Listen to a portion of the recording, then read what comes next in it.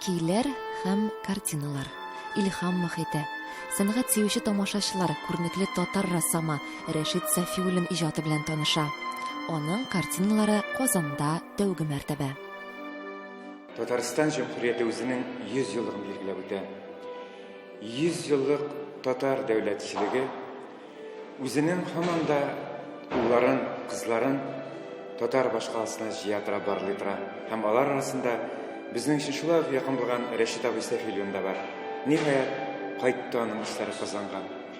Бар тик 15 ел әле Казан Кирмән уртасында эшләп килгән Хәзинә галереясы аның 46 әсәрен кабул итте. Россиянең атказанган рассамы Рәшит Сафиуллин гомер буе Магнитогорск шәһәрендә яшәп иҗат итә. 40 ел гомерен укытуга багышлый. Магнитогорск дәүләт университетында сынлы сәнгать буенча белем бирә. Кызганыч, Рәшит ага Сафиуллинның үзе белән без бүген аралаша алмыйбыз. Ул якты дөньяда инде юк. Әмма рассамның халкы турында аның картиналары сөйли сыман. Мөгаен аның иң яраткан ел фасылы көз булгандыр.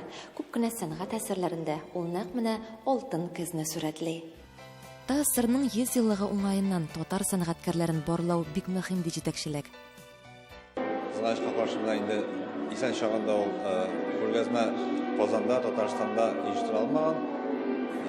Ләкин менә хәзер туганнары ярдәме белән, безнең Хәзинә галереясе ярдәме белән, безнең министрлык ярдәме белән шушы күргәзмәне Казанга кайтты. Бик кызыклы рәссам, бик тә тирән, бик үзенчәлекле. Күп кеше бу рәссамны үзе өчен ачыр дип беләм. Мин дә аны шушы күргәзмәсен күреп, Антонда укып үземә бер зур ачыш булды.